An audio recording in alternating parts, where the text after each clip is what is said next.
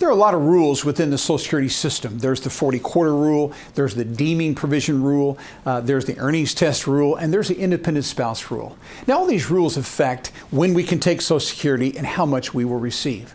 In this video, I'm going to talk about some of the rules, but I'm going to focus in what we call the 10-year Social Security rule. This is a rule that all married couples and ex-couples need to be aware of.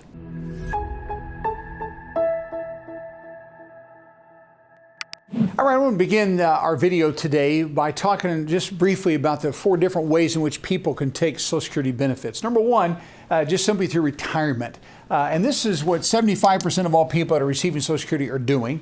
And this is meaning they're receiving retirement benefits off of their own work record, okay? So they have paid into the Social Security tax system, probably Medicare tax system as well. And so at least 40 quarters, and most people much longer than that, but at least 10 years worth of work, they can actually draw benefits, called retirement benefits, off their own work record. The second way in which we can draw benefits would be off a spousal. So this is someone else's work record.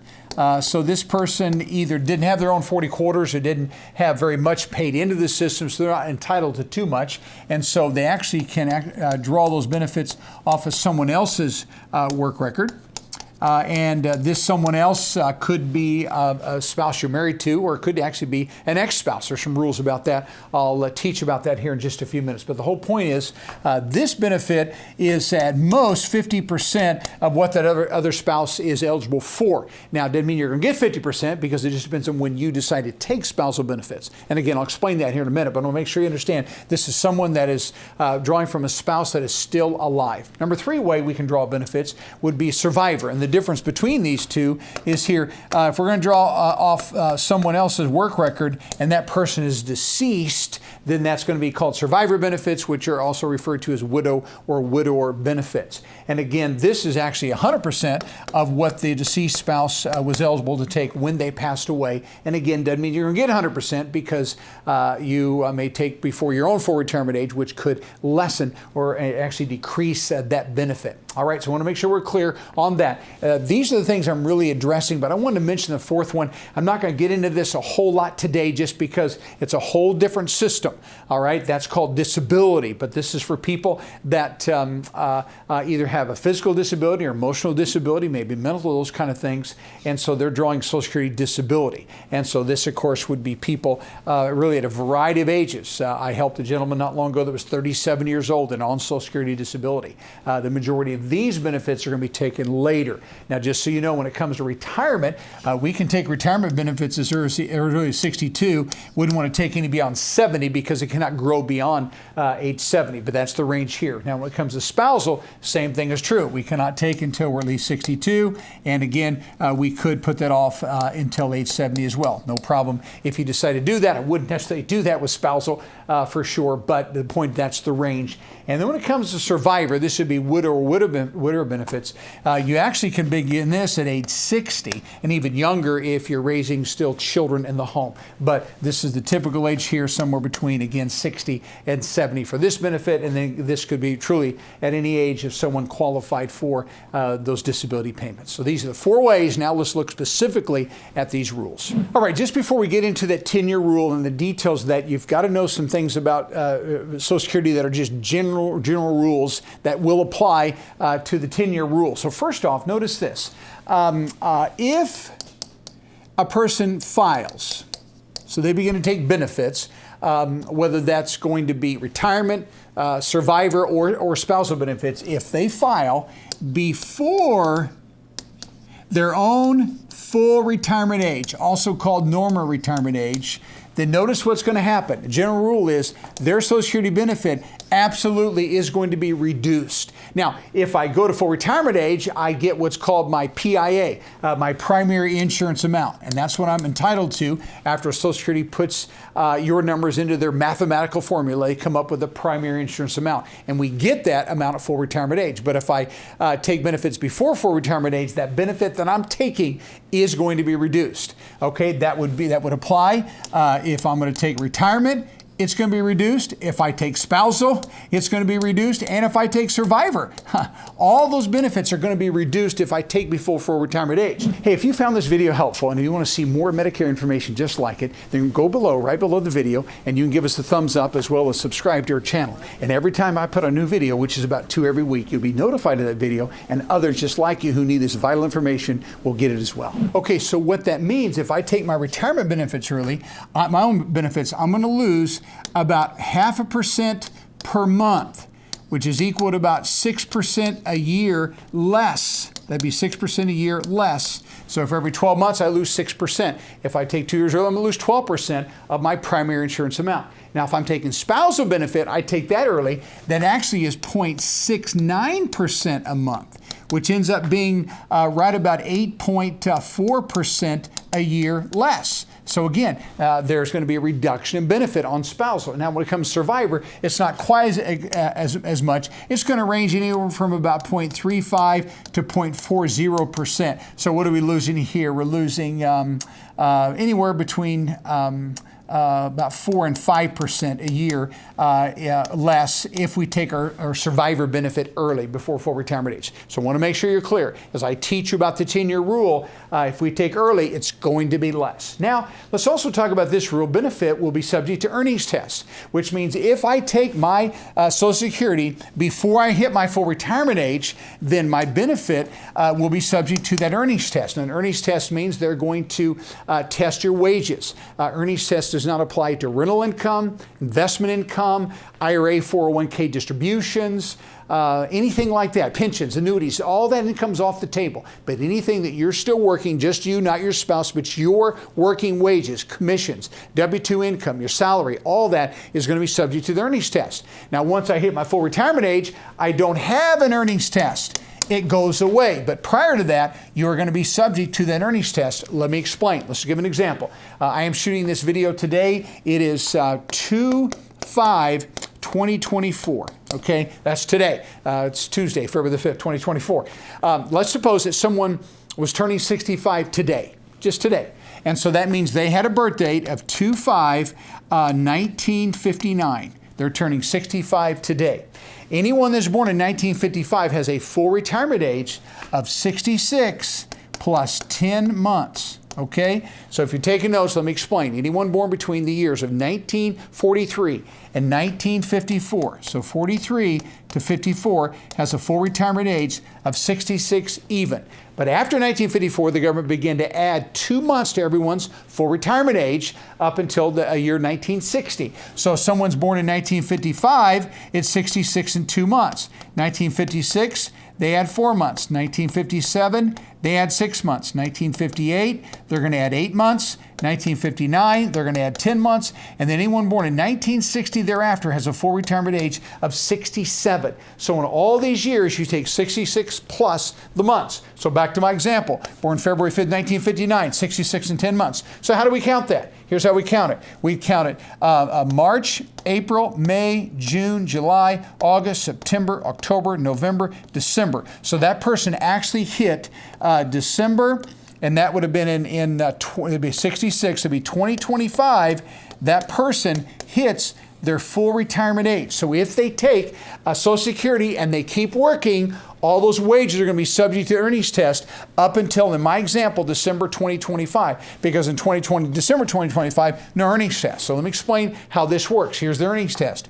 We have a low number and we have a high number for earnings test. The low number would be from the time we start taking, let's use this person as our example, they could have started taking at 62. So they actually could have started taking of 2 of 2021.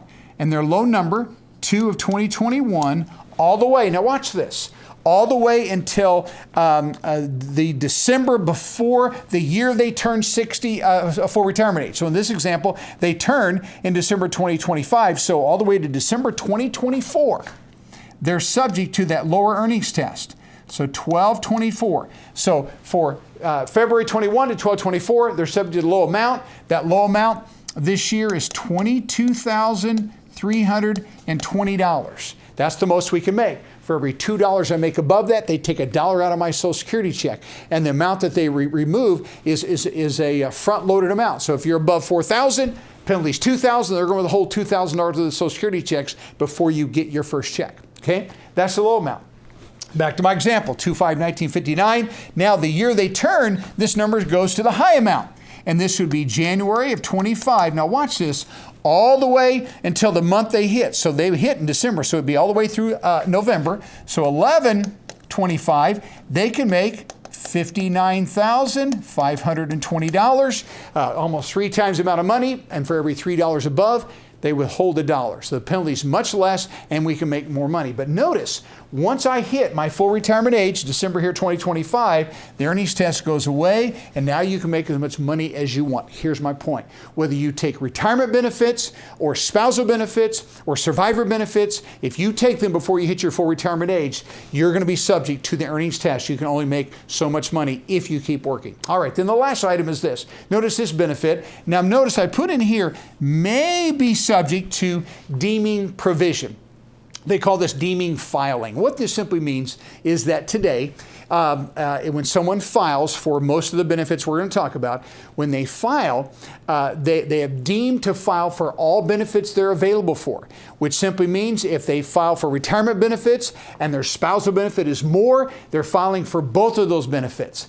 And so you have to realize now, anyone that is born after January the 1st, so January 2nd, 1954 on, whenever we file for a benefit, we are deeming to file for everything we're eligible for. So even if you want to apply for spousal, but your own retirement benefit is a greater amount, you have to take your own retirement benefit. You've deemed to file for everything you're available, qualified for, and they're going to give you the greatest amount of those. Now, anyone born before January 1st, 1954, there's an exception. The deeming provision doesn't necessarily apply to them. They do have some options, okay? But if I'm born after January 1st, 1954, I have to take whatever's the greatest amount available, with one exception, and that's this. If someone decides to take survivor benefits, survivor, what is that? Widow or widower benefits, the deeming provision doesn't apply. You can select to take your own widow or widower benefits,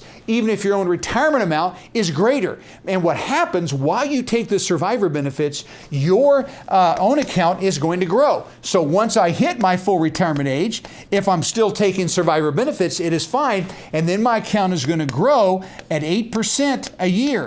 They call those delayed retirement credits up until age 70. And once I hit 70, it cannot grow anymore by delayed retirement credits. And then I can turn on my own benefit. All right. So people that take survivor still have the option to select what benefit they want. They are not subject, if they take survivor, to that deeming provision. Okay, so I want to clarify that. Now let's get into the specifics about the 10-year rule. Hey, Medicare can be very confusing. In fact, people make mistakes all the time because of how confusing it is. So what I've done is I've actually created a Medicare, notice this, Essentials Workshop, where you have the opportunity to really learn everything that you need to know about Medicare so that you can make Medicare decisions. There are thousands of people every month that watch this workshop, and we get lots of reviews saying that this is something that really was helpful to them. And so what you can do is down here below in the comments section, you'll see where it says pinned comment. At the very top of those pinned comments is a link. And you click on that link, what we're going to do is we're going to give you free access to this Medicare Essentials Workshop. And we want you to watch it because we don't want you to make any mistakes. All right, that brings us then to the eligibility for these different types of benefits. Let's start, as we did earlier, with the retirement benefit. Not going to spend a lot of time here other than to say this. Again, this is someone pulling benefits off their own work record.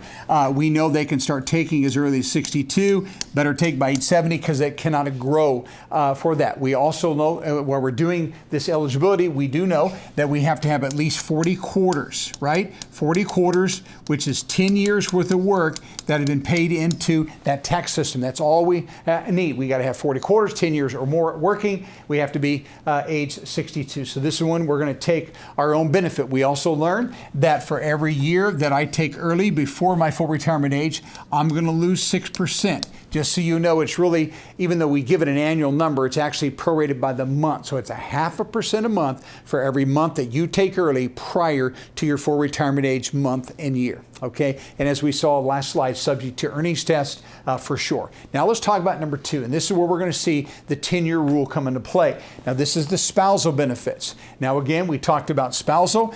We can take as early as 62, we can take as late as 70. It wouldn't take it that late, but the point is that's the range for taking spousal. Now, when we talk about spousal benefits in the 10-year rules, we can take from a spouse that we're presently married to. Now keep in mind, we're dealing with, of course, living spouses. So as long as, watch this now, we are married to that spouse, in other words, their work record is greater than ours, we're married to them, and we've been married for 1 year or more. That's all it takes, 1 year or more.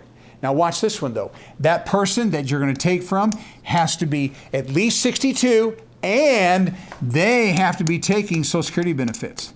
They have to be taking Social Security. So if they're not, you will not be eligible to draw from that married spouse. So those are requirements. 1 year marriage, they have to be 62, and they also have to be taking benefits. And if they're not, the only way you can take spousal is if they file for their own benefits. And again, that spousal benefit is going to be 50% of what that ex-spouse's full retirement age amount is, less a penalty if you take it before your full retirement age. Okay, so that's spousal. All right, so now we're going to talk about what happens with spousal, meaning someone's living, but you're no longer married. Now we're dealing with an ex-spouse. Okay, now here the rules are a little bit different. Number 1, you had to be married for 10 or more years.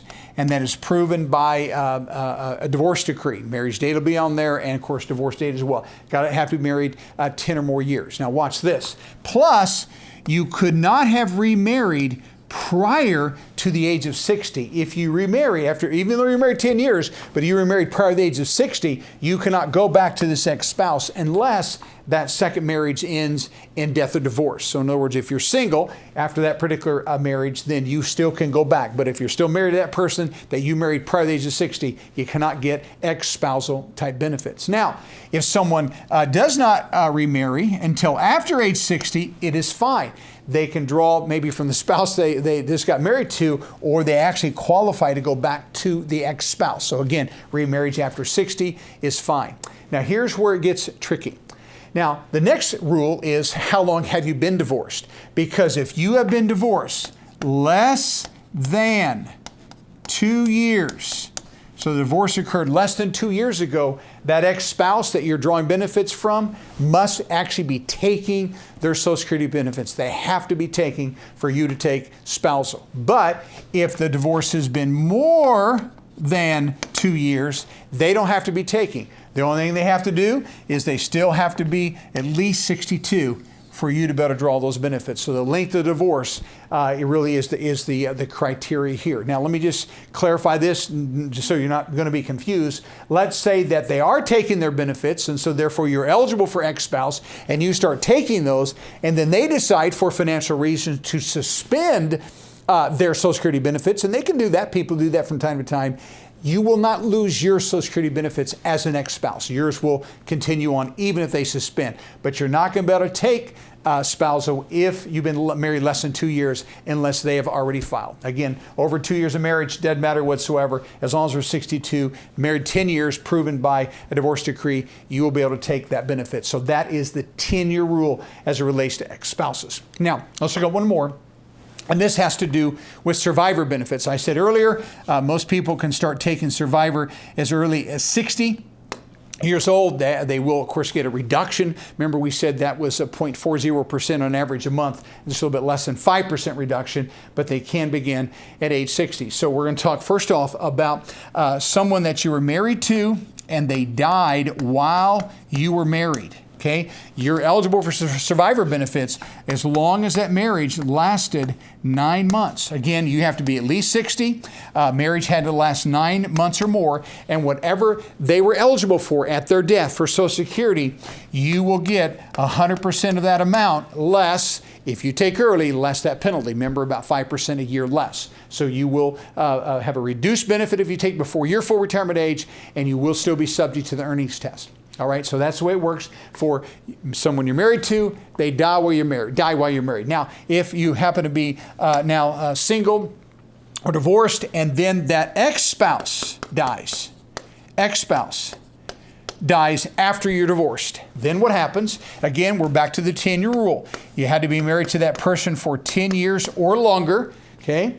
Again, your age requirement is still going to be the same. And then what happens is this. We get into our 60 years of remarriage. So if you remarried prior to the age of 60, then you're not going to be able to draw benefits from that ex-spouse that has since died. But if you remarried after that, or you're single now and you're ready to apply for benefits and you're just at 60, it is fine to do that. You can draw those benefits. So again, that marriage would prohibit you from going back to the ex-spouse. But again, if we remarried after 60 or we're still single, you're eligible to draw as long as you can prove that you were married for 10 years. And again, you're going to get 100% of whatever they were eligible for at their death, less penalty if you're taking before your full retirement age. All right, so that is the 10-year rule. We know that couples need to know this, especially those that have gone through a divorce in the past. They may be able to draw those benefits from the next spouse based upon these particular rules. Thanks so much.